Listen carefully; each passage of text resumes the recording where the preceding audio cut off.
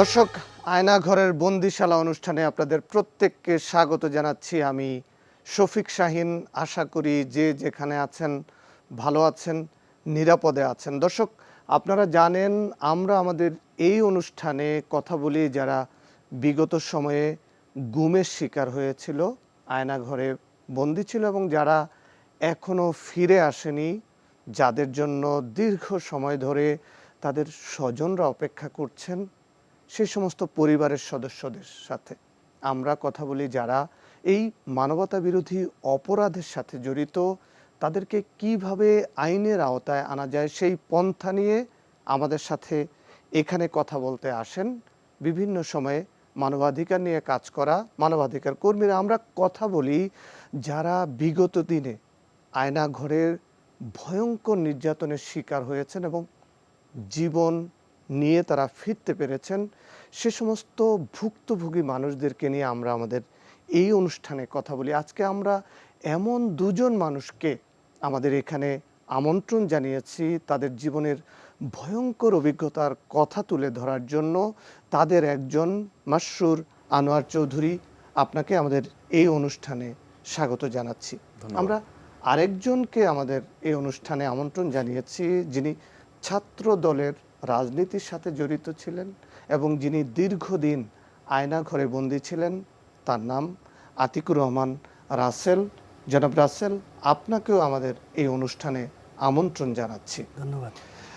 আমি যদি মাসরুর আনোয়ার চৌধুরী আপনার কাছে যাই, আপনি কি একটু বলবেন যে আপনি কেন শেখ হাসিনা এবং তার লেলিয়ে দেয়া বাহিনীর রোষানলে পড়েছেন? আপনি যদি আপনার পরিবারের ব্যাকগ্রাউন্ডটা বলেন যে এমন কি রাজনীতির সাথে আপনার পরিবারের সদস্য, আত্মীয় স্বজন অথবা আপনি জড়িত ছিলেন, আপনি কেন টার্গেট হয়েছিলেন? ধন্যবাদ আমাকে সুযোগ করে দেওয়ার জন্য। এই আমার সে পেছনের স্মৃতিকে আবার সামনে নিয়ে আসার যে সুযোগ আমার সৃষ্টি হয়েছে এবং যে সাফারিংসটা আমি ফেস করেছি, আমার পরিবার এবং আমার আশেপাশের সবাই আপনজন যারা ফেস করেছে, সেটা বলতে দেওয়ার সুযোগ করে দেওয়ার জন্য এনটিভিকে ধন্যবাদ, আপনাকেও ধন্যবাদ। সো সেই স্মৃতি রোমন্থন করার আগে আমি একটু পিছনে ফিরে যাই। আমার অ্যাক্টিভিজম শুরু হয়েছিল ফেসবুকের মাধ্যমে। আমি টুকটাক লেখালেখি করতাম 11-12 সালের দিকে, 2011-12 সালের দিকে। তো একটা পর্যায়ে আমি যখন দেখি এই হাসিনা রেজিম, এই ফ্যাসিস্ট রেজিম আস্তে আস্তে এই দেশের জনগণের উপর বিভিন্নভাবে বিভিন্ন কায়দায় অত্যাচার নির্যাতন চালাচ্ছে, যারই ফলশ্রুতিতে আপনার শাহবাগ এসছে, যারই ফলশ্রুতিতে আপনার হেফাজতের উপর ম্যাসাকার এসেছে এবং যার ফলশ্রুতিতে এই যে বিভিন্ন ধরনের পলিটিক্যাল ব্যক্তি, সাধারণ ব্যক্তিবর্গ, প্র্যাকটিসিং মুসলিমরা যারা আছে, দাড়ি টুপিওয়ালা মুসলিম এই দেশের জনগণ যার উপর, তাদের উপর যে অত্যাচার নির্যাতন নেমে এসেছিল, এগুলোর বিরুদ্ধে আমি সরব ছিলাম। এটা হলো আপনার ব্যক্তিগত কর্মকাণ্ড ছিল, অর্থাৎ আপনার পরিবারের সদস্য, আত্মীয় স্বজন কেউ তখন বিরোধী রাজনীতির সাথে জড়িত ছিল না? No, never. আপনিও ছিলেন না? আমিও ছিলাম না। আপনি কোনো রাজনৈতিক কর্মকাণ্ডের সাথে জড়িত ছিলেন না, শুধু আপনি আপনার মতটা আপনি ফেসবুকে তুলে ধরতেন, সেই কারণে আপনি টার্গেট হয়েছিলেন। আমরা যাব সেই বিশদ আলোচনায়। আমি একটু আপনার কাছে আসতে চাই আতিকুর রহমান রাসেল। আপনি ছাত্র দলের রাজনীতির সাথে জড়িত ছিলেন, আপনার পরিবারের আর কে বা কারা রাজনীতির সাথে সম্পৃক্ত ছিল? বিরোধী দল অর্থাৎ বিএনপির রাজনীতি বা জামাত বা অন্যান্য বিরোধী রাজনৈতিক দলের সাথে কারা জড়িত ছিল? আমি বেসিক্যালি ঢাকা কলেজ থেকে অনার্স মাস্টার্স করছি। আমি ঢাকা কলেজের ছাত্র দলের সহসম্পাদক ছিলাম, জয়েন্ট সেক্রেটারি ছিলাম, সদ্য বিদায়ী কমিটির 1 নম্বর ভাইস প্রেসিডেন্ট ছিলাম। আমার পুরো পরিবারটা একদম বিএনপি শুরু থেকেই বিএনপিটা করে, জাগদল যুক্ত ফ্রন্ট করছে আমার বাবা। এখন বর্তমানে জেলা বিএনপির ভাইস প্রেসিডেন্ট শরীয়তপুরের। আমার বড় ভাই, ইমিডিয়েটলি বড় ভাই যেটা, আমরা 2 ভাই, উনি ইতালিতে থাকে। বাংলাদেশে তো করতোই, ইতালিতে উনি ইতালি বিএনপি, জেনেভা বিএনপি, বিএনপির সাথে টোটালি জড়িত আমার পরিবারটা। আমার মা এক সময় সংরক্ষিত আসনের মেম্বারও ছিল। আর আমার বেসিক্যালি আমার ভাই এই সরকার বিরোধী এই ফ্যাসিস্ট হাসিনা বিরোধী প্রচুর লেখালেখি করতো, প্রচুর। রাসেল, আপনি বলছিলেন যে আপনার পুরো পরিবার শহীদ প্রেসিডেন্ট জিয়াউর রহমানের আমল থেকে তার হাতে গড়া রাজনীতির সাথে জড়িত ছিল, এখনো আছেন। তো আপনি কবে কিভাবে বুঝতে পারলেন যে আপনি শেখ হাসিনার লেলিয়ে দেওয়া বাহিনীর টার্গেটে পরিণত হচ্ছেন? কি এমন করতেন আপনি? বেসিক্যালি আমরা ছাত্রদলটা করতাম, একদম সম্মুখ ভাগে করতাম ঢাকাতে। বাবাই করে, দীর্ঘদিন ধরে করে। শরীয়তপুর একটা অধ্যুষিত, আমরা অনেকেই বলে যে এটা আওয়ামী লীগ অধ্যুষিত এলাকা, সেখান থেকে করে। এটা আসলে এটা আসলে বোঝা অনেক মানে মুশকিল, মানে অনেক কষ্ট। এটা আমি জানিও না যে বা আমার ধরবে বা নিবে বা কোথায় রাখতেছে বা কে কারা ধরতেছে, এটা আমি আসলে কিছুই জানি না। আজিমপুর থেকে ওই দিন বিকাল 5টার দিকে, 5টার মানে দিকে আপনাদের রাজনৈতিক কর্মকাণ্ড তো স্বাভাবিক প্রক্রিয়ার ভিতর ছিল। স্বাভাবিক প্রক্রিয়া ভিতরে ছিল, ঠিক আছে। ধরেন আমরা যারা আন্দোলন সংগ্রামে অগ্রভাগে থাকি, একটা ছেলেরে যদি বন্দি করে বা 10 দিন বন্দি রাখা যায়, এনাঘরে রাখা যায় বা হদিস না মিলে, তাহলে কিন্তু একটা দেখা দেখি 200-500 আরো 100 লোক থেমে যায়, যে একটু নিষ্ক্রিয় হয়ে যায়, নিষ্ক্রিয় হয়ে যায়। ভয় পেয়ে যায়, এটা একটা শেখ হাসিনার ভয় একটা, পেয়ে যায়। এটা শেখ হাসিনা বা শেখ হাসিনার ওই সময় প্রশাসনের, এটা একটা আমার কাছে মনে হয়েছে এটা একটা তাদের কৌশল কৌশল ছিল, কূটকৌশল ছিল। কৌশল ছিল।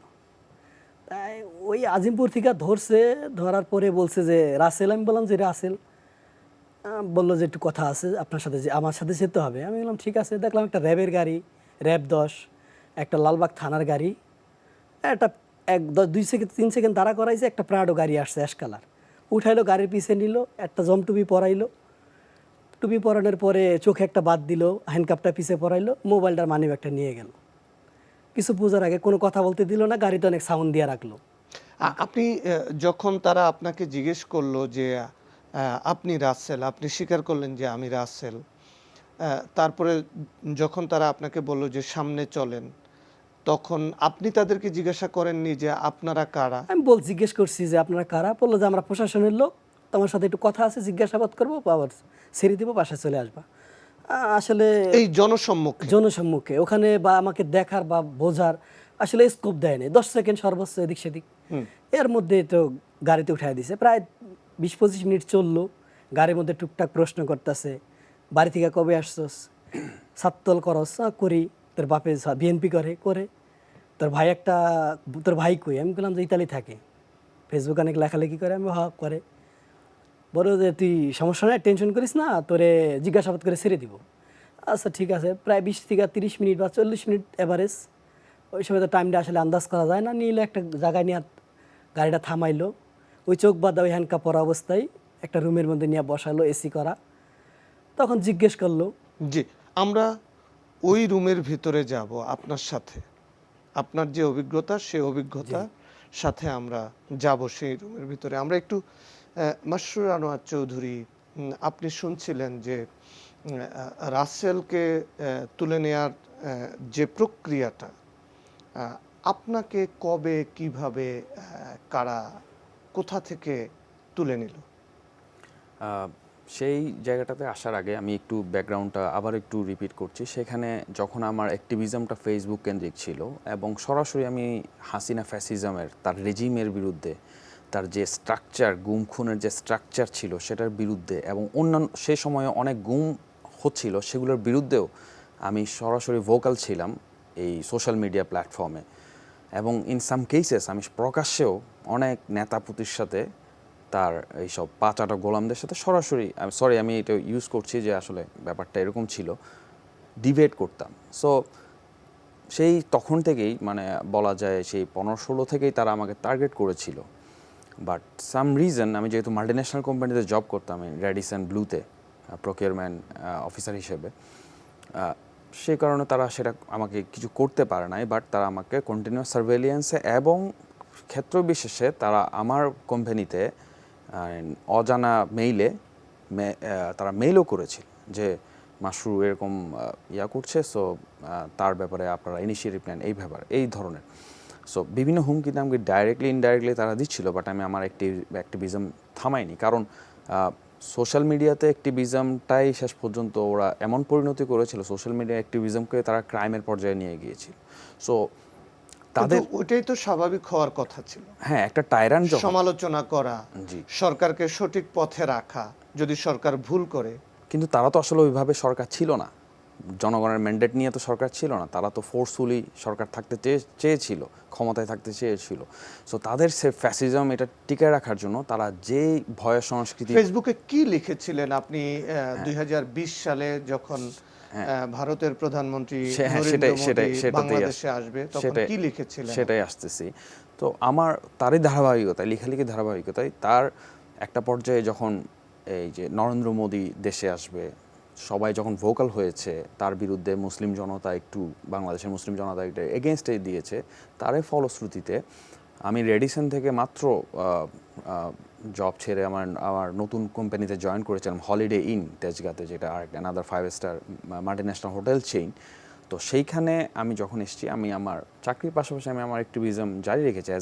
একজন সচেতন নাগরিক হিসেবে আমি আমার ফ্রিডম অফ স্পিচের প্র্যাকটিস করতাম, যদিও জানি যে এটার কনসিকুয়েন্স কী, কিন্তু আমি আমার নিজেকে হয়তো অনেক সময় দমিয়ে রাখতে পারতাম না। তারই ফলশ্রুতিতে মোদি আসার যে ব্যাপারটা, তার সমালোচনা করে 2টা লাইনের একটা স্ট্যাটাস লিখেছিলাম। কি লিখেছিলেন? সেটা ছিল এমন যে মোদি তার দেশে মাইনরিটির উপর অত্যাচার নির্যাতন করছে, হ্যাঁ, যারা হচ্ছে মুসলিম মেজরিটি, মুসলিম জনগণ, হ্যাঁ, সে মোদিকে আমরা আমাদের দেশে, মুসলিম দেশে তাকে ফুলের মালা দিয়ে, এই যে র্যাব, ডিজিএফআই, যারা প্রতিরক্ষা বাহিনী, হ্যাঁ, তারা তাকে ফুলের মালা দিয়ে, তাকে নিরাপত্তা দিয়ে বরণ করে নিচ্ছে, এর চেয়ে দুর্ভাগ্যের আর কী আছে, এগুলো আমরা মনে রাখবো। এই জাস্ট 2 লাইনের এই স্ট্যাটাসটা তারা সহ্যই করতে পারেনি, যারই ফলশ্রুতিতে তারা আমাকে, আমার বাসা হাতিরঝিলে ছিল, পুলিশ প্লাজার কাছেই, ওইখান থেকেই তারা আমাকে তুলে নিয়ে যায়। কোন জায়গাটা থেকে, কখন এটা? এটা হচ্ছে আপনার গুলশানের পাশে পুলিশ প্লাজা, এটা গুদারাঘাট বলে, বাড্ডার মধ্য বাড্ডা এরিয়ার। তো আমার বাসা ওইখানেই ছিল। ওইখান থেকে যখন আমি যাচ্ছিলাম অফিসের দিকে, রিক্সাতে ছিলাম, তো রিক্সাতে উঠে আমি বাসে উঠতাম আর কি। তো ওই রিক্সাতে থাকা অবস্থায় পুলিশ প্লাজার কাছে একটা ব্রিজে, হাতিরঝিল ব্রিজে, গাড়ি আমাকে ব্লক করে 6-7 জনের ব্যক্তি আমাকে ঘিরে ফেলে। তারা আমাকে ঘিরে ফেলে প্রথমে আমারও সেই স্ট্যাটাসটা দেখায়, আমার ফেসবুক প্রোফাইল দেখায়। সে আমাকে বলছে, যে অফিসারটা, সে বলছে যে এটা আমি কিনা, আপনি মাসরুর কিনা, অ্যান্ড এই লেখাগুলো আপনার কিনা। তখন বললেন হ্যাঁ আমার লেখা, এটা আমার। তো তখন তারা কি করলো, আমাকে বললো যে গাড়িতে উঠেন। আমি বলছি আমি গাড়িতে কেন উঠবো, আপনার কোথায় নিয়ে যাচ্ছেন? বলে উঠেন। আমি বলছি আমার তো ছোটো 2টা বাচ্চা, কারণ ওই সময় আমার হঠাৎ করে ফিলিং আসলো যে তারা আমাকে হয়তো এই লেখার জন্য, মেরে ফেলার জন্য নিয়ে যাচ্ছে, এরকম। সো আমি তখন বললাম যে আমার ঘরে 2টা ছোট বাচ্চা, হ্যাঁ, আমি আমার ফ্যামিলির মেম্বার। ওই মুহূর্তের মধ্যে পাশাপাশি দেখছি অনেক মানুষ হাঁটছে, কারো কোনো ফিলিংস নাই, কেউ, নো ওয়ান বদার, হ্যাঁ, যে কি হচ্ছে, বুঝতেও তো পারছে না, হয়তো ভাবছে যে আপনার সাথে স্বাভাবিক কথাবার্তা চলছে। রাইট। সো আমাকে বললো যে গাড়িতে উঠেন, এত কথা বলবেন না। আমার একটা প্ল্যান ছিল যে আমি আবার ব্রিজ থেকে লাফ দিব কিনা। তো তখন আবার চিন্তা করলাম যে আমি সাঁতার যদিও পারি, আবার লাফ দিতে গিয়ে আবার উল্টা গুলি করে মেরে ফেলে কিনা, কারণ এরকম একটা ঘটনা ঘটেছিল, লাফ দিয়েছে, গুলি করে মেরে ফেলেছে। সো আমি দিই নেই। সো তখন বলতে গাড়িতে উঠেন। তখন আমাকে ওই অফিসার তার আইডি কার্ডও দেখিয়েছে, তো আইডি কার্ডে লেখা ছিল র্যাব। তখন আমি বুঝলাম যে হ্যাঁ, আমাকে তারা করছে, যে আমাকে গাড়িতে তুলে ফেললো, তুলেই আমাকে পিছনের সিটে নিয়ে ব্লাইন্ড ফোল্ডেড করে ফেললো, পিছনে হ্যান্ডকাফ পরিয়ে ফেললো হাতটা, অ্যান্ড এরপর থেকে তারা গাড়ি থেকে ইন্টারোগেশন শুরু করলো। অর্থাৎ আপনাদের দুজনকে তুলে নেয়ার প্রক্রিয়াটা একই রকম ছিল? রাইট, একই রকম। এইটাই তো মানে সবারই, কম বেশি সবারই তো তুলে নেওয়ার প্রক্রিয়াটা এটাই ছিল, হয় বাসা থেকে না হয়। কতক্ষণ গাড়ি চললো? গাড়ি অ্যারাউন্ড আপনার 2 আওয়ার্সের মতো চললো, 2 আওয়ার্স কিছু জ্যাম ছিল। So but I don't know যে তারা আমাকে কোথায় নিয়ে যাচ্ছে ওই সময়ে। আর সবচেয়ে যে ব্যাপারটা ছিল, ঢাকা সিটি আমি তো এভাবে ভালো করে চিনতাম না, ঠিক আছে, আমি চিনতাম, ইউনিভার্সিটিতে পড়েছি তখন বসুন্ধরা এলাকায় ছিলাম কিছুদিন, বাট এইভাবে ভালো করে চিনতাম না। বাট গাড়ি যখন চলছিল তারা আমাকে বলছে, আমি তখন তাদেরকে বলছিলাম যে আমাকে কোথায় নিয়ে যাচ্ছেন।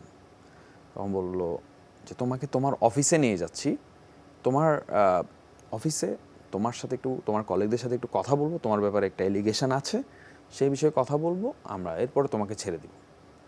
সো এটা বলে তারা আর কিছু বললো না। সো গাড়ি চলতেই থাকলো, আমি কনফিউজড হয়ে গেলাম। আমি বুঝলাম যে তারা আমাকে অফিসে নিচ্ছে না। সো আমাকে অনেকক্ষণ পরে যখন বুঝলাম কোথাও একটা এসে দাঁড়িয়েছে, আমাকে নামানো হলো, গাড়ি থেকে নামিয়ে একটা সেলে ঢুকানো হলো। সেই সেলটা হচ্ছে অনেকটা টয়লেট সেল, যে টয়লেটের পাশে শুধু একটা এত ফিট 2-3 ফিটের একটা পার্টিশন দেয়া জাস্ট, বাট বিছানা একটা হচ্ছে একটা কাঁথা অথবা কম্বলের, এরকম পাতলা কম্বলের একটা বিছানা ওরা করে রাখছে বালিশ ছাড়া, আর পাশেই টয়লেট। আর টয়লেটের যে বেসিন, সেটার পাশে একটা বোতল ছিল, ওই বোতলে ওই বেসিন থেকে পানি নিয়ে এটা খেতে হতো। এটাই ওকে, আমরা যাব আপনার সেই রুমে, আপনার অবস্থানকালীন সেই ব্যাখ্যা আমরা শুনবো। রাসেল, আপনি বলছিলেন যে আপনাকে এই ধরনের একটি রুমে নিয়ে যাওয়া হলো, গাড়ি থেকে নামানো হলো সিঁড়ি দিয়ে, তারপরের জার্নিটা যদি বলেন। গাড়ি থেকে নামানোর পরে ওই হ্যান্ডকাপ পরা, ওই জমটুপি পরাই আসি। পরে একটা রুমে নিল, রুমে নেওয়ার পরে ওটা একটা শীতাতাপ নিয়ন্ত্রিত বসাইলো। ওরে বলতেছে তুই রাসেল তো? আমি গেলাম হ। তোর আব্বাই কই? আমি গেলাম শরীয়তপুরে আছে। তোর ভাই? আমি গেলাম আছে। বলতেছে ছাত্রদল করস ঢাকা কলেজে? আমি হ করি। বলতেছে যে তোর ভাই যে অনেক লেখালেখি করে ফেসবুকে, জানোস? আমি গেলাম হ্যাঁ জানি। ধর বর্তমান প্রধানমন্ত্রী 4-5 জন নিয়ে একটা মিটিং করে, এই মিটিংটা 5 মিনিট পরে একটা ফেসবুকে স্ট্যাটাস দেয় শামসুল আলম মিন্টু, শামসুল আলম নামে একটা আইডি দিয়া, খালেদা সাবেক এপিএস। আমি গেলাম হাত দেয়, তুই তারা চিনোস? আমি কি চিনি, ফেসবুকে অ্যাড আছে আমার সাথে, তারটা দেখি আমি মাঝে মাঝে। আব্দুর রহমান ভুট্টো চিনোস? লন্ডনে থাকে। আমি গেলাম চিনি। সে লেখে। তোর ভাই জিয়াউর রহমান পলাশ লেখে? আমি গেলাম হ্যাঁ লেখে। বলে যে এই তথ্যটা তারা এই যে 5 মিনিট পরে স্ট্যাটাস দেয়, ডিজেপি এনএসআই বিভিন্ন গোয়েন্দা সংস্থা মিটিং করে বর্তমান প্রধানমন্ত্রীর সাথে, এই তথ্যটি ফ্লাশ হয় কীভাবে? আমাদের মাছ থেকে কারা বলে তোদের? এদের কারা বলে? আমি বললাম যে কারা বলে সেটা তো আর আমি জানি না, সে আমার বড় ভাই, আর হেরা এদের সাথে তো আসলে আমার ওইরকম কমিউনিকেশন নাই। আমার ভাই সে লেখে, সে বিএনপি সাপোর্ট করে বা বিএনপিতে তার পোস্ট আছে ইতালিতে লেখে। আর আমি বেসিক্যালি সম্মুখভাগে করি, ছাত্রদল করি। ছাত্রদলে আমি আমার পোস্ট আছে, আমার মানে আমার ভালো লাগে, আমার ফ্যামিলি করছে, আমার সব দিক দিয়ে ভালো লাগে, আর জিয়া রহমান আদর্শ আমার ভালো লাগে, এই জন্য করি। এর বাইরে আসলে ওইরকম কিছু জানি না। পরে কয় তুই তো ম্যাক্সিমাম সময় মিটিং করস, তোরে দেখি ম্যাক্সিমাম সময় তুই তোর নেটওয়ার্ক শাহবাগ থাকে। তাই আমি বললাম যে হ্যাঁ শাহবাগ থাকে, ওখানে আমার এক রিলেটিভ আছে, ওই মানে তারেক রহমানের এপিএস, উনি হসপিটালে আছে, জেলে আছে। উনি আমার শরীয়তপুরের বা আমার খুব কাছের লোক, এই আমি ওখানে যাই, সকালে যাই, সন্ধ্যার দিকে আসি, বা মাঝে মাঝে যাই, এমনিতে যাই, একজন নেতারা দেখতে যায় না, এরকম কারণে যাই, টুকটাক হেল্প হ্যান্ড হিসাবে যাই, কাজ টাজ করি, যদি কোনো দরকার হয় মেডিসিন এটা সেটা দরকার হয় না অনেক সময়, এই জন্য যাই।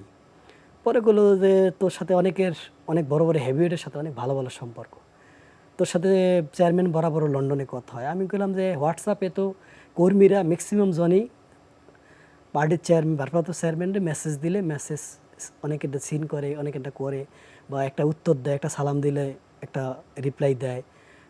বাংলাদেশে এটা তো তার চেয়ারম্যান বিএনপি সবার জন্য একটা ওপেন করে দিছে, সবাই সবার একটা মতামত পার্টির চেয়ারম্যানের কাছে পাঠায়, সে চেয়ারম্যান এটা উত্তর দেয়। পরে বলতেছে যে তোরে যেটা বারবার জিজ্ঞেস করতেছে তুই কিন্তু দিতেছিস না। আমি গেলাম বলেন। পরে বলতেছে যে এই তথ্য আসলে তোরা কই পাস? দেখলাম তোর লাগে ম্যাক্সিমাম জনের লাগে ফেসবুকে অ্যাড আছে যারা একদম হাই অথরিটি লেখালেখি করে, একদম যারা ডেসপারেট লেখে ফেসবুকে। হ্যাঁ লেখে, কিন্তু আমার সাথে আসলে এদের সাথে ফেসবুকে কানেক্টেড আছে, বাট এদের সাথে আমার ওইরকম সচরাচর কথা হয় না। পরে বললো যে ঠিক আছে, কিছু বলো না, করলো পানি খাবি? আমি গেলাম হ্যাঁ। পরে আরও 4-5 জন আসলে মাস্ক পরা, কেউ তো চোখ দিয়ে দেখি নাই, কথা বলে এইরকমই। পরে একটা রুমে নিল, এই 30 সেকেন্ড হাঁটায় নিল। ওই রুমটা ছোট একটা রুম, 3 ফিট বাই 5 ফিট বা 6 ফিট হবে লম্বায়। একটা চৌকি আছে, একটা কম্বলের একটা বিছনা আছে, একজোড়া জুতা স্যান্ডেল আছে, 2টা লুঙ্গি, 2টা গেঞ্জি, সবই পুরানো। আমার জামা কাপড় যা পরাটা ছিল এটা আমারটা খুলে নিয়ে গেল। ওই বিল্ডিংটা একটা লালচে কালারের রং করা, অনেক হাতটা অনেক উঁচু, ওটা ভিতরে কোনো ফ্যান নেই, উপরে একটা এক্সস্ট ফ্যান, অনেক সাউন্ড দেওয়া, বিকট সাউন্ড দেওয়া। পরে বললো যে আজকে থেকে এখানেই থাকবি। না, আমি আর কিছু বলি না, আসলে তো বলার স্কোপ নাই। ওখানে নেওয়ার পর চোখটা খুলে দিল, জমটুপিটা খুলে দিল, হ্যান্ডকাপটা খুলে দিল, বলে এখানে থাক। কোনো খাবার দাবার না, কোনো কিছু না, ওইভাবে থাকলাম। কোন সকালে যাচ্ছে বিকালে সেটা আসলে আমার টের পাওয়া যায় না রুমের ভিতর থেকে। ওই অ্যাডজাস্ট ফ্যানটা চললে মানে মাথার কোনো কাজ করে না, এত সাউন্ড, বিকট সাউন্ড। ওই দরজাটা হয়েছে গিয়ে একটা গ্রিলের দরজা লাগায়, জেলখানার মতো একটা কাঠের দরজা লাগায় দেয়, মাঝখানে একটা ছোটো ফুটা থাকে, ছিদ্র থাকে। কিছুক্ষণ পরে 2 বোতল পানি দিছে, মাম পানির বোতলে, একটা প্রস্রাব করার জন্য একটা পট দিছে। এরপর আর কিছু নেই, থাকলাম এইরকম। সকাল হইলো না বিকাল হইলো তো জানি না। 2টা রুটি দিল অনেক সময় পরে খাইতে। এই 2 ঘন্টা 1 ঘন্টা পরে জিজ্ঞাসাবাদ করে বড় স্যারে আসবে, আবার জিজ্ঞেস করে, আবার ওই বড় স্যার তো যায়, আবার আরেকজনে কয় বড় স্যার আসবে। এই জিজ্ঞাসাবাদ চলতেই আছে, জিজ্ঞাসাবাদ একটার পর একটা চলতেই আছে। হঠাৎ করে জিজ্ঞাসাবাদ চলে, তাই হ্যান্ডকাপ পরা থাকলে আর জমটুপি পরা থাকলে আসলে নিজের কোনো জ্ঞান থাকে না বা কিছু বলার থাকে না। তখন মাঝে মাঝে চিন্তা আসে যে গুলিটা কোন দিক দিয়ে করবে বা কোন দিক দিয়ে মারবে। তখন 1-2 মিনিট পিটানোর পরে বা 1-2 মিনিট টর্চার করার পরে আসলে আমাদের জ্ঞান থাকে না। আমরা যারা এখানে ছিলাম, এই ভিকটিম, আমরা যারা ওখানে ছিলাম, আমরা জানি 1-2 মিনিট পরে মায়ের পরে একটা জ্ঞান থাকে না। নিশ্চিত করে বিশুদ্ধ বাতাস। আর জোন ফলোয়ের সাথে আপনি যেখানে, কমফোর্টও সেখানে। তাই লাইফে চাই যেমনটা, তেমনই হোক এসিটা।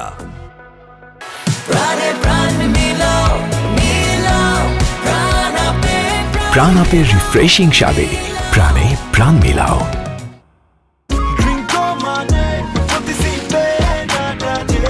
নাটা জেলি আর পানীয়র এক অসম কম্বিনেশন, ড্রিঙ্কো জাবান পানীয়।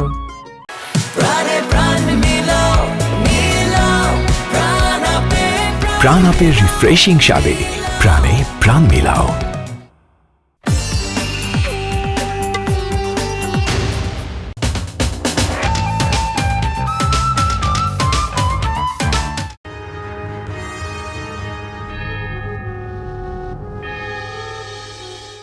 দর্শক, আয়নাঘরের বন্দিশালা অনুষ্ঠানে আরেকবার স্বাগত জানাচ্ছি আপনাদের। আমরা কথা বলছি আয়নাঘরের 2 জন ভিকটিম, একজন মাসরুর আনোয়ার চৌধুরী, আরেকজন আতিকুর রহমান রাসেল। মাসরুর আনোয়ার চৌধুরী, আপনাকে জম টুপি পরিয়ে গাড়িতে তোলা, পরে জম টুপি পরানো হলো, তারপরে গাড়ি চললো দীর্ঘ সময় ধরে, তারপরে আপনাকে একটি আবদ্ধ ঘরে তারা ছুঁড়ে ফেললো। তারপর কি আচরণ করা হলো আপনার সাথে? সেই ঘরটা কেমন ছিল? সো আমি যখন আমাকে তারা নিয়ে গেল, গাড়ি থেকে নামানোর পরে যে সেলটাতে নিয়ে গেল সেটা বললামই যে একটা টয়লেট সেলই ছিল। সো আর পাশাপাশি টয়লেটটাই ছিল, যেখানে একটা পানির বোতল ছিল, যে পানিটা দিয়ে ওখান থেকে পানিটা খেতে হতো। সো তারা আমাকে ওইখানে দিয়ে কিছু খাওয়ার দিয়েছিল, একটা বন টাইপের, বনরুটি টাইপের, বাট ওটা খেতে পারছিলাম না। অর্থাৎ রাসেল, আপনাকে যেই জায়গাটাতে রাখা হলো, যেই কক্ষে, সেই কক্ষ আর মাসরুর আনোয়ার চৌধুরীর মানে একই রকম? একই রকম না, একটু ভিন্ন। যেমন আমার বিল্ডিংটা ছিল অনেক জরাজীর্ণ, অনেক পুরনো বিল্ডিং, পুরনো, এবং হাইট ছিল স্বাভাবিক বিল্ডিংয়ের ছাত্র ছিল অনেক উপরে, এবং ওখান থেকে রং ঠং খুলে পড়তো। আর আপনার? আর আমারটা যেটা ছিল সেটা টিএফআই সেল, যেটা চিফ অ্যাডভাইজার সহ অন্যান্য অ্যাডভাইজার আমরা সহ সবাই এটা দেখেছে পুরো দেশে। র্যাব 1-এর ওটাতে, আর সাথে রেখেছিল র্যাব 11, যেটা নারায়ণগঞ্জে ছিল। আমাকে 2টা গুম সেলে তারা আয়না করে রেখেছিল। প্রথম দিনের অভিজ্ঞতা যদি বলেন। প্রথম দিনের অভিজ্ঞতাটা সেটাই, যেটা আমাকে তারা একটা খেতে দিল বনরুটি খেতে, আমি খেতে পারলাম না। আমি অতিরিক্ত মানে টেন্সড হয়ে এবং ফ্রাস্ট্রেটেড হয়ে আমার মনে হচ্ছিল যে তারা আমাকে মেরে ফেলবে। আমার একটা মৃত্যুর প্রিপারেশন নিয়ে আমি ঘুমিয়ে পড়েছি। সো আমাকে তারা ঘুম থেকে ডেকে তুলে আবার সেই জমটুপি পরিয়ে, আবার হ্যান্ডকাফ পরিয়ে তারা আমাকে একটা অন্য রুমে নিয়ে যায়, পাশের একটা রুমে। ওই রুমে নিয়ে আমাকে একটা চেয়ারে বসিয়ে তারা আমাকে ইন্টারোগেশন শুরু করে।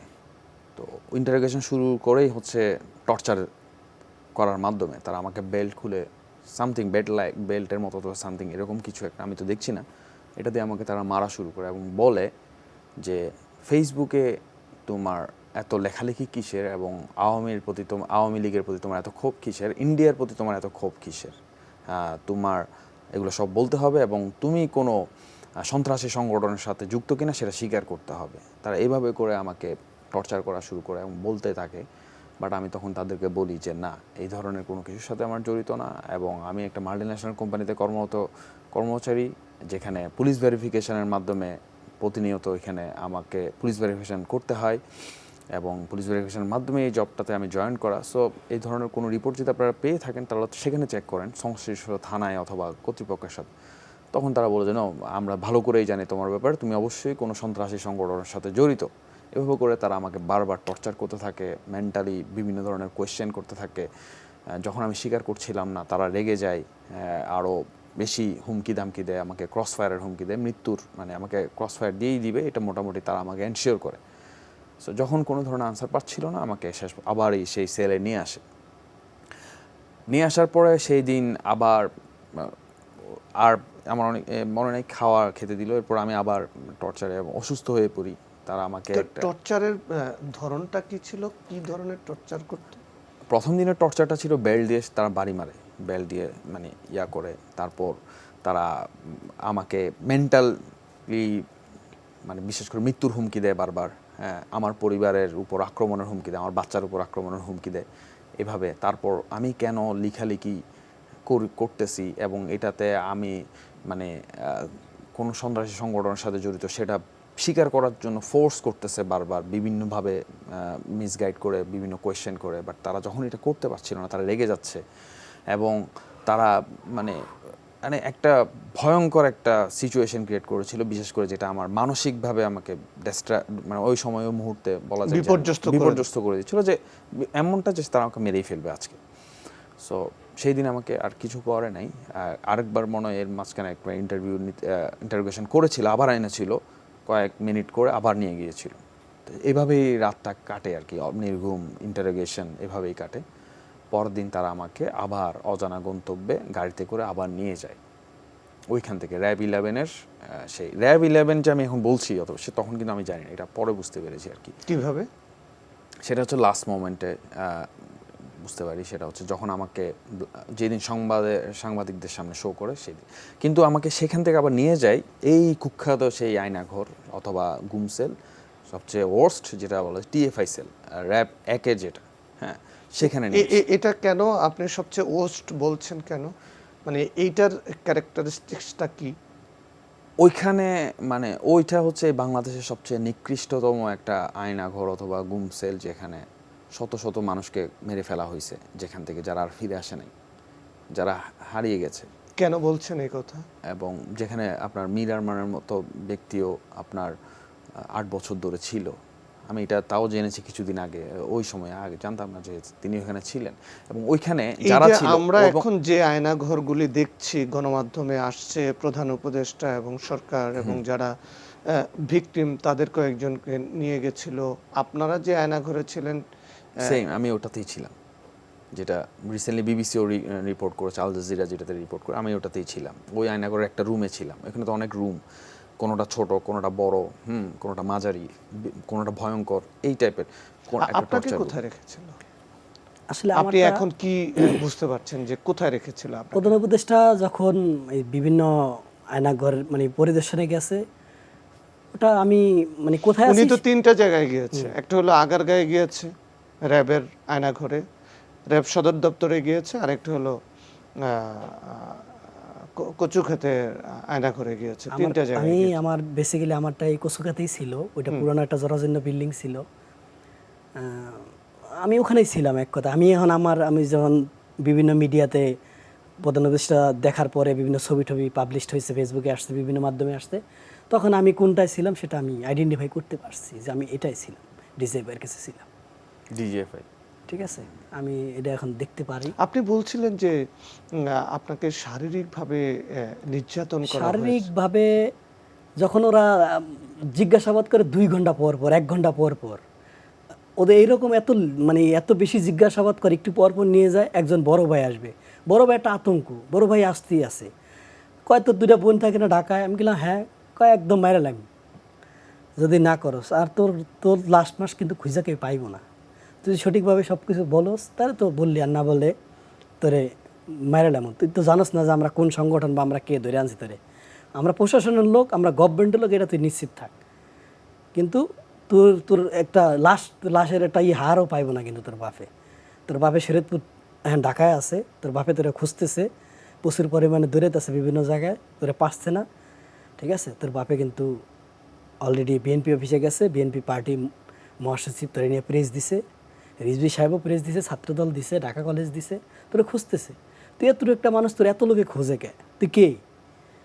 আমি গেলাম, তো আমি তো এটা ছাত্রদল করি, এটা বিএনপি ভারপ্রাপ্ত চেয়ারম্যান তারেক রহমান এই দলটা চালায়।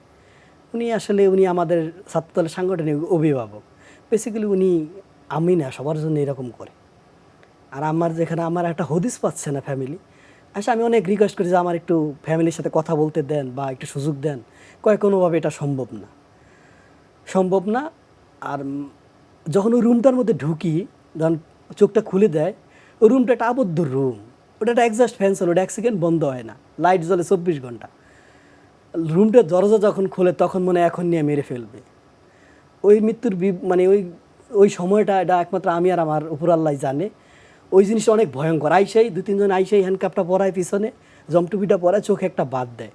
ওই সিচুয়েশনটা আমি ছাড়া আর পৃথিবীর কেউ আমি ওইটা উপলব্ধি করে বলতে পারব না। আমার কাছে তখন ওরা তো প্রত্যেকজনে মাস্ক পরা থাকতো, সিভিল বেশে থাকতো। তাই আমি বলতাম যে ভাই কী কয় না, তুই জিজ্ঞাসা করে মারিয়া লাগবো না, তুই টেনশন করিস না, সত্য উত্তর দিস, নাহলে কিন্তু এটা একটা সিগন্যাল লাইট আছে, অমুক আছে তমুক আছে, আমার একটা ভয় ভীতির দেখাইতো। তোর 2টা বোন আছে ঢাকায়, আমরা কিন্তু সব ঠিকানা জানি, তোর ভাই আছে, তোর বাইরে বিদেশ ধরে নিয়ে আমু। ঠিক আছে, তা আমি এখনই আমার চুপ থাকা ছাড়া কোনো কিছু আসলে বেশি বলার কিছু নাই। জমটিপি পরানোর পরে আর পিছে হ্যান্ডকাপ পরানোর পরে আসলে একটা স্বাভাবিক মানুষের কোনো জ্ঞান থাকে না। এটা আমার না, আরেকজন কেউরই থাকে না। ঠিক আছে, কারণ কারোই এটা তো থাকে না। মানুষের স্বাভাবিক স্বাভাবিক না। প্রক্রিয়া ওই না। দরজাটা যখন আটকায়, গ্রিলের দরজা, কাঠের দরজা যখন আটকায় দেয়, আমি ওই দরজার তাকাইলে আমার একদম পৃথিবীটা পুরো ভেঙে পড়ে, শরীরে পুরো ঠান্ডা হয়ে যায়, কাঁপ উঠে যায় শরীরে ভয়ে, নিশ্চিন্তাতে থাকি।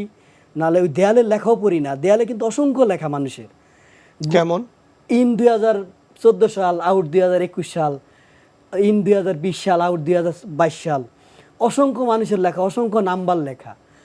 কারণ ওখানে আমি পলিটিক্যাল লোক, আমি ইচ্ছা না থাকলেও আমার 2-400 নাম্বার আমার মুখস্থ আছে, কারণ আমি সম্মুখ ভাগে একদম সামনের সারিতে ছাত্রদলটা করি। তা আমার ওইখানে আমি একটা নাম্বার, আমার বাবার নাম্বারটা মুখস্থ রাখতে আমার হেভি কষ্ট হয়ে গেছে, একটা নাম্বার। তা প্রথম 2-1 দিন যাওয়ার পরে যখন জিজ্ঞাসাবাদ করতেছে আমার কাছে, তখন আমি দিন না রাত ওই রুম থেকে কিন্তু আসলে বলা কোনোভাবেই যায় না। তা আমি একবার, ওরা পানি দিতে আসছে, ওরা খালি বারবার আইসে আধা ঘন্টা পর পরে ওই কাঠের ফুটা দিয়ে দেখতো যে আমি বেঁচে আছি না মরে গেছি, বা আমি কি করি।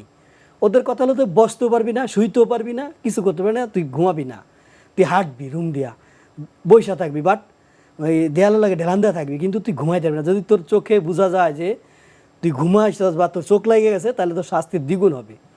এরকম আমার একটু সমস্যা হয়ে গেলে যে হ্যাঁ চোখ লেগে গেছে, ওরা আইসা প্রেশারটা মাপতো আরেক রুমে নিয়ে, মাইপা দেখতো যে প্রেশারটা স্বাভাবিক আছে, 2 হাত ওই দরজার গ্রিলের সাথে ঝুলাই রাখতো। যখন দেখতো প্রেশারটা একটু অস্বাভাবিক, কান্নাকাটি করতাম অনেক, তখন 1 হাত ঝুলাইতো। যখন দেখতো আরও বেশি প্রেশার সমস্যা বা আমার শরীরে অনেক ঘাম ঠাম দিয়ে যাচ্ছে, দুর্বল হয়ে যাইতেছি, তখন ফ্লোরে বসায় হ্যান্ডকাপ পরায় রাখতো। ঠিক আছে, পরে বললাম যে ভাই আমার অনেক ক্ষুধা লাগছে, খাবার দাবার, পরে গেছে তোর খাবার দাবার বন্ধ। এরকম করে 7 দিন চললো। ওই 6 দিন আমি 2 বেলা খাইছি, তাও মনে হয় 50-60টা ভাত দিছে, বলে যে টোকায় খাবি। ঠিক আছে, ঠিক মতো তথ্য দেস না, টোকায় খাবি, তোরে খুঁজতেছে পার্টি, তোর লেগে তোর বাপে বিভিন্ন জায়গায় টাকা পয়সা দিয়ে দৌড়াইতেছে, বিভিন্ন জায়গায় দিছে, বিভিন্ন জনে দৌড়াইতেছে, বিভিন্ন প্রশাসনের কাছে যাচ্ছে।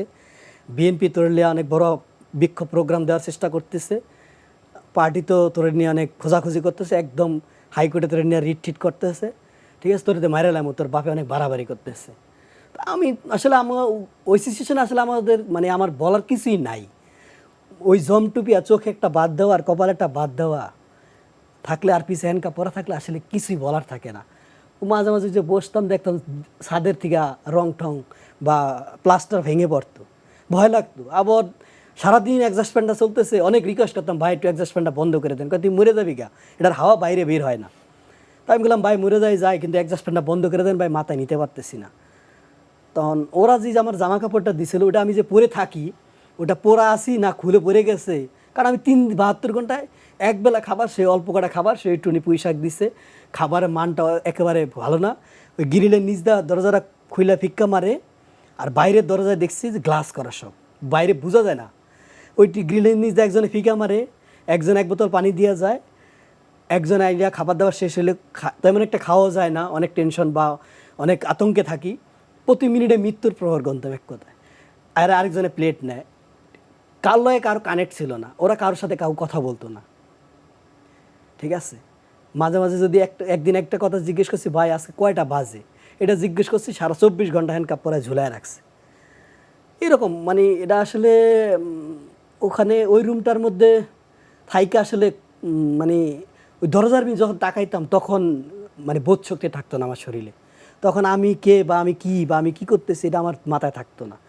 সারাদিন থাকতাম যে এখন আমার ফ্যামিলির ওই অমুক তমুক কী করে, আমার ভাই দেশের বাইরে আছে ও কি করে, আমার তো মা নাই, আমার বাপে কি করতেছে, ঠিক আছে, তাইলে আমার বোনরা কি করতেছে, আমার তো আমি কই আছি, কেন এইরকম হইলো, কি করতেছে, ছাত্রদল করছে, এটাই কি অনেক বড় অপরাধ, বিএনপি করা, এটা তো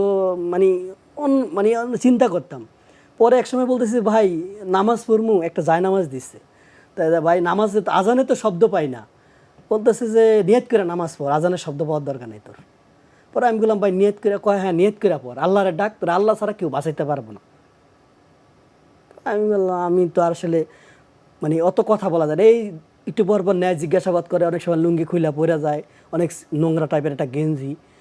4-5 দিন 5-7 দিন যাওয়ার পরে আমার একটু গোসল করতে নিছে, বাইরে দিয়ে লক করে দেয়, ওইটা একটা ফুটেও আছে যে আমি কী করি এটাও দেখবি। 2-3 মিনিট সময় দেয় ওয়াশরুমে, 2-1 মিনিট সময় দেয় গোসল করার আগে। 8-10 দিন পর দাঁড়িয়ে অনেক বড় হয়ে গেছিলো, নখ ঠক, ঠিক আছে, বেশিরভাগ নাকটা এখানে একটা প্রবলেম হয়েছিল, বাড়ি দিছিল আসলে। ওই জমটুপিতে যখন চেয়ারে বসাইতো মনে হইতো যে মাথায় বাড়ি দিয়ে মেরে লাইব না, কাইটিয়া লাইব না, লাশটা পচা লাইব পাউডার দিয়া বা কোনো কেমিক্যাল দিয়া, না গুলি করবে না কি করবে আসলে, ওই রকম ওই সিচুয়েশনে এই ধরনের ভয় এবং আতঙ্ক তারা 1 ঘন্টা 1.5 ঘন্টা 2 ঘন্টা পর পর একটু পরে জিজ্ঞাসা করতো। তাই আমি একবার বলতেছি ভাই আমরা কি আসলে অনেক বড় অপরাধ করছি, ছাত্রদলটা করা কি আসলে অনেক বড় অপরাধ। তখন আর কি আমি একটু হয়ে গেলাম যে আমার তো আসলে আমি তো মারা যাব, তাতে আমার কিছু করার নেই। তা আমি অনেক কান্দাকাটি করলাম যে ভাই আমার একটু আমার বাবার সাথে আর আমার ভাইয়ের সাথে বা আমার বোনদের সাথে একটু কথা বলতে দেন, আমার আসলে আমি আর কারোর সাথে চাই না। আমি তখন আস্তে আস্তে আমি মানুষের চেহারা ভুলে যাচ্ছি। ওই 7 দিন 6 দিন না খাওয়ার পরে তারপর একটু স্বাভাবিক খাবার দেয়। আর দেশে যে এই আন্দোলন চলতেছে, এই আপাময় জনসাধারণ বিএনপি সবাই মিলে যে একটা আন্দোলন করলো, এই প্ল্যাটফর্মটা আসলে আমি জানতাম না। তখন আমার 2-3 বেলা খাবার দিত, গোসল করাই নিয়ে যাইতো, ওই জমটুপি পরাইতো, হ্যান্ডকাপ পরানো, 1 সেকেন্ডের জন্য ইয়া করতো না। আমি যদি দেখতো যে একটু ভালো আছি, রুমের ওই ফুটার দিয়ে দেখতো, তাহলে আমার আইসা হ্যান্ডকাপটা পরায় ঝুলায় রাখতো। মাসরুর আনোয়ার চৌধুরী, আপনি কতদিন থাকলেন, কিভাবে আপনার সেই দুর্বিষহ সময় কাটলো?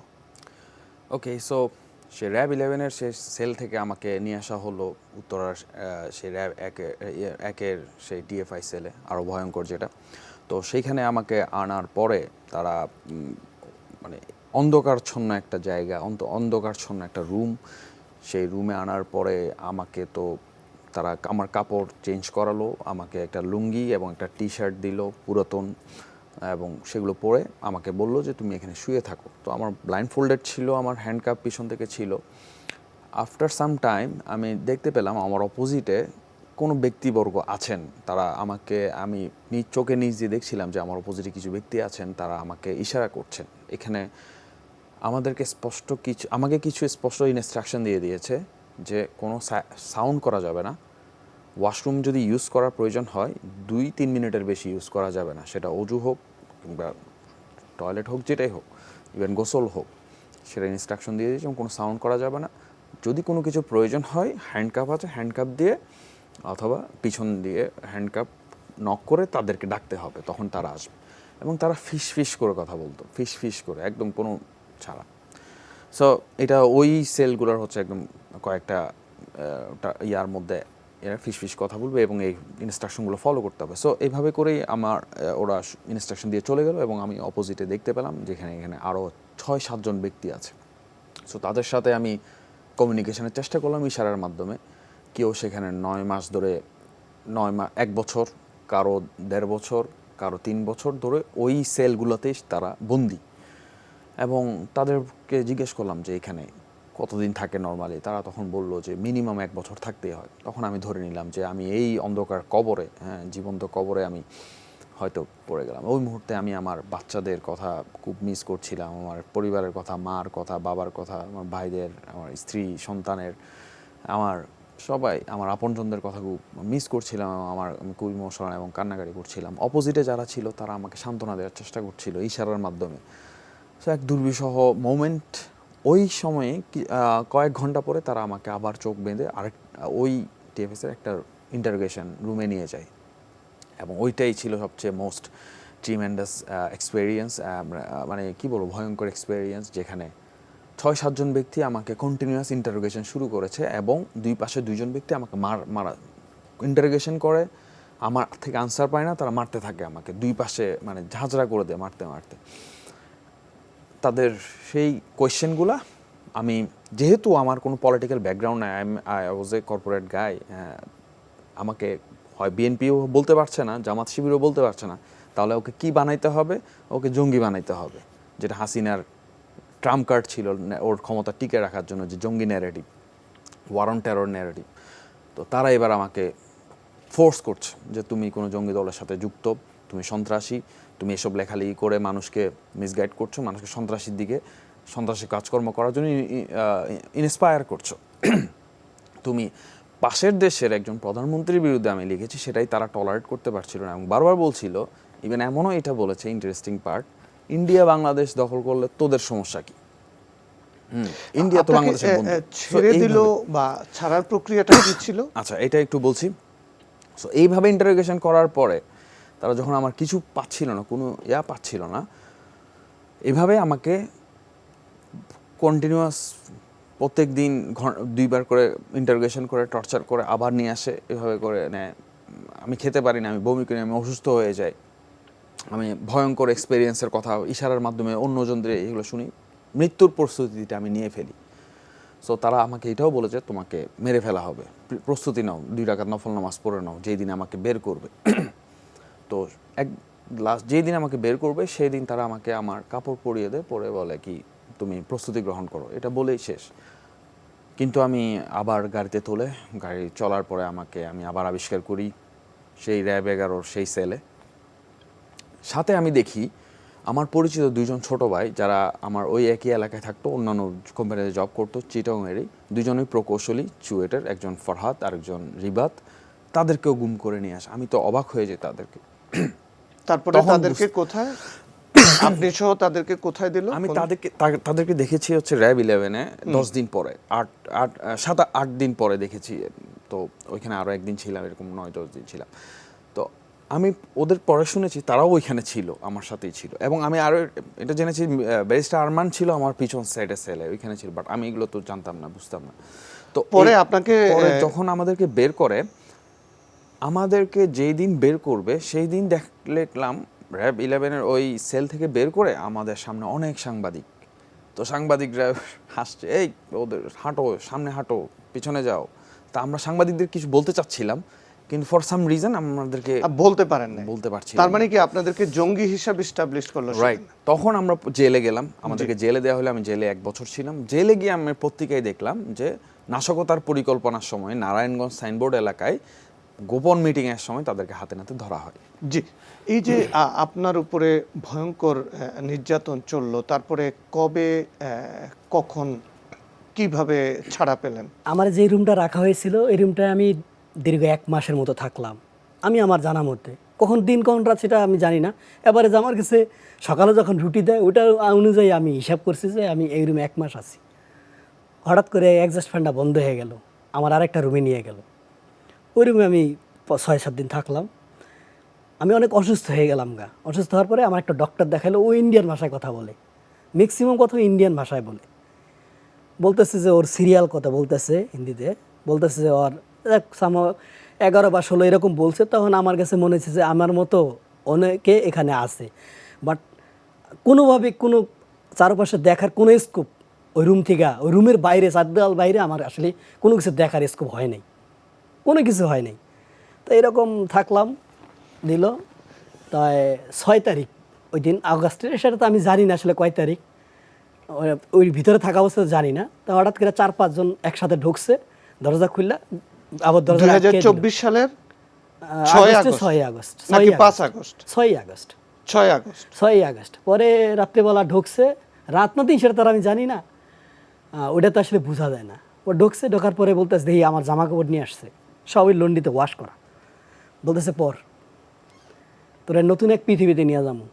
তা আমি বললাম নতুন এক পৃথিবী, কিছু কই না, তাড়াতাড়ি পর, সময় কম, তাড়াতাড়ি পর। পরে আমি বলতেছি বাইক কই নিয়ে যাইবেন, মানে আমি তখন উপলব্ধি করতেছি যে আমার জামা কাপড় পরাইতেছে আমার, মানে এখন নিয়ে ক্রস ফায়ার দিয়ে দিবে, মেরে ফেলবে, এছাড়া তার আমার কোনো স্কোপ নাই। পরে তোর নতুন এক পৃথিবীতে নিয়ে যাবো, ওই পৃথিবীটা পারে তুই অনেক খুশি হবি। তখন আমার কাছে মনে হলো আমার বাপে কি আমার টেনশন স্ট্রোক করে মারা গেছে, বা আমার বাইরে কি দেশের বাড়ি থেকে নিয়ে আসছে, বা আমার ফ্যামিলির কোনো অ্যাক্সিডেন্ট হয়েছে। আমি আর কিছু করি না, তাড়াতাড়ি পড়ি, তাড়াতাড়ি পড়তে পারি না, শরীরে আসলে নিতে পারি না, অনেক কাপ টাপ দেয়, মানে শরীরে ম্যাক্সিমাম জায়গায় ইনজুর্ড ছিল, মানে হয় কোনো জায়গায় চুলকায় ইয়া করে ফেলছি, বা চুলের সময় বড় হয়ে গেছে, বা দাড়ি ওরা কাইটা দিল, সব মিলাই দিলে কেমন জানি আমার কাছে এটা পুরো একদম ভয়। আমি ওখানে কান্নাকাটি শুরু করে দিয়েছি। পরে কান্নাকাটি করিস না, তোরে এখন নতুন এক পৃথিবীতে দিয়ে আসবো, ঠিক আছে, পৃথিবীটা পায় তুই খুশি হবি। পরে আমারে ওই জমটুপি পরাইলো, বাদ দিল, হ্যান্ডকাপ পরাইলো। তো ওই অবস্থা আমি দেখছি আমার মানি ব্যাগটা ওদের কাছে, আমার ক্যাবটা ওদের সাথে। তা গেলাম, নিয়ে গেল হাঁটাইয়া 10 সেকেন্ড পরে ওই হাইডালা গাড়িতে উঠাইলো। আমার কাছে মনে হচ্ছে এটা আমি যে গাড়িতে আসছি প্রাডো, এই গাড়িটাই, ওই যে ডিসি প্রাডো যেটা জেলা প্রশাসক চালায়। উঠাইলো, উঠানোর পরে 15-20 মিনিট চালানোর পরে আবার আরেকটা জায়গায় নিয়ে গেল। ওটা একদম বরফ কলের মতো, মনে হয় যেন বরফ কল, এরকম বিভৎস সাউন্ড। আমারটা নিচে একটা রুমে নিল, এই রুমটা অনেক বড়, স্পেসটা একদম 5 স্টার রুমের, হোটেলের রুমের মতো, এসি করা, বাথরুম, অনেক সুন্দর একটা রুম। ওখানে আমার দেওয়ার পরে এই হাতের হ্যান্ডকাপটা অনেক টাইট করে পরাই দিল। এই হাতটা মানে অনেকটা ফুলে গেল, অনেক কান্দাকাটি করছি, বাপ মা ভাই বোন আল্লাহ যা বলা যায়। 4 ঘন্টায় মিনিমাম 3 থেকে 4 ঘন্টা আমি এমন কোনো ভাষায় ওদেরকে ডাকি নাই যেই ভাষাটা আসলে এটা আমি প্রকাশ করতে পারতেছি না। এমন কোনো ভাষায় নাই যে ভাষা ওদের আমি বাপও না বলছি, হাজারবার মানে বাবাও বলছি। তারপরে কোথায় নিয়ে ছেড়ে দিল? তারপর আমার দরজা খুললো অনেকক্ষণ পরে, পরে তো তুই এত অসুস্থ হয়ে গেছে, তোর এই প্রবলেম হয়েছে আমরা তো জানি না। পরে বললাম ভাই একটু পানি দেন, একটা ওষুধ দেন, ব্যথা করতেছে। পরে বলতেছে এই খাটের উপরে একটু রেস্ট নাও। আবার 2-3 ঘন্টা পর আবার 7-8 জন আইসে, বলতেছে তুই রেডি ওয়াশরুমে যা। গেলাম, পরে তোরে নিয়ে যাবো বাইরে। তা আমি পুরো আমার শরীরে কাপ ঠাপ দিয়ে গেছে, আমি বললাম আমি কোথাও যাবো না, আমি বলেন। পরে গেছে রেডি হওয়ার পর আবার সেই গেটটা বের করলো, বের করার পর আবার গাড়িতে তুললো, গাড়িতে অনেক সাউন্ড দেওয়া, গাড়িতে 3 জন লোক উঠছে। তারপরে কোথায় নিয়ে ছাড়লো আপনাকে? প্রায় 2 ঘন্টা গাড়িটা চললো, প্রায় 2 ঘন্টার উপরে গাড়িতে সাউন্ড দেওয়া। এই আমার গল্প করতেছে তোর ভাগ্যটা ভালো, তোরে বাসায় দিলাম, তুই যাবি গা, তুই তোর বাপে অনেক টেনশন করতেছে, অনেক অসুস্থ, তোর ফ্যামিলির লোকজন বিভিন্ন জায়গায় দৌড়াইতেছে, তোরে কোনোভাবে হদিস করতে পারে না, বিভিন্ন জনেরে তোর বাপে এখানে ওখানে টাকা দিছে। কোথায় আপনাকে? পূর্বাচল কাঞ্চন ব্রিজের কাছাকাছি একটা জায়গায় আমার বললো যে গাড়ি থেকে নামাই দিব, নতুন এক পৃথিবী পাবি, এই পৃথিবীটা পায় তুই অনেক খুশি হবি, তোর বাপে তোর অপেক্ষায় আছে, তুই এখান থেকে কারোর সাথে কোনো কথা বলবি না, তুই ডাইরেক্ট বাড়ি যাবি গা, তোর 500 টাকা দিয়ে দিতেছি। পরে নামাই দিল, নামাই দেওয়ার আগে আমার জমটুপিটা খুললো, কইলো নিসমি টাকা, পরে চোখটা বেঁধে দিল, হ্যান্ডকাপটা পরাই দিল। হ্যান্ডকাপটা পরাই দেওয়ার পরে হ্যান্ডকাপটা থেকে আবার একটা কাপড় দিয়ে বেঁধে দিল, কইলে ঠিক আছে বল। পরে বলতেছে কান্দাকাটি করবি না, কারোর সাথে কিন্তু রাস্তায় কথা বলবি না, যেখানে নামাই দিবি এখান থেকে পিছ থেকে 200 গুনবি, কোনো দিকে তাকাবি না, ঠিক আছে? ওখান থেকে বাইরে তুই আসতে পারবি, বাড়ি যাবি গা, তোর এই নতুন এক পৃথিবীতে দিয়ে গেলাম, তারপরে আপনি পৃথিবীটা পাই অনেক দিলেন? খুশি হবি। ওই সাড়ে দেওয়ার পরে 8-10 মিনিট পরে ফজরের আজান দিছে। তো এটা তো নারায়ণগঞ্জের কাছাকাছি গাজীর গোলাম দস্তগিরি ফ্যাক্টরি পড়তেছে, আমি তো জানি না। গাড়ি দেখি ভয় পায়, মানুষ দেখি ভয় পায়, মনে হয় যে এখন মেরে ফেলবে। আমি একবার পিছন তাকাইছিলাম মতন, আমার একটা গালি দিয়েছে, কানিগুলো একদম শুট করে দিন। ওকে, আমরা শেষ করি। মানে আপনি নতুন জীবন পেলেন, নতুন পৃথিবী পেলাম, নতুন পৃথিবী পেলেন। আপনাকেও মানে কারাবরণ করতে হলো 1 বছর, তারপরে ছাড়া পেলেন। আমরা চাই আপনাদের উপর যে নারকীয় নির্যাতন চালানো হয়েছে তাদের যেন বিচার হয়, ভবিষ্যতে বাংলাদেশে যেন এই ধরনের ঘটনা না ঘটে, সেই প্রত্যাশা আমাদের। দর্শক, আজকের মতো আমাদের এখানে শেষ করতে হচ্ছে। আপনারা ভালো থাকুন, নিরাপদে থাকুন।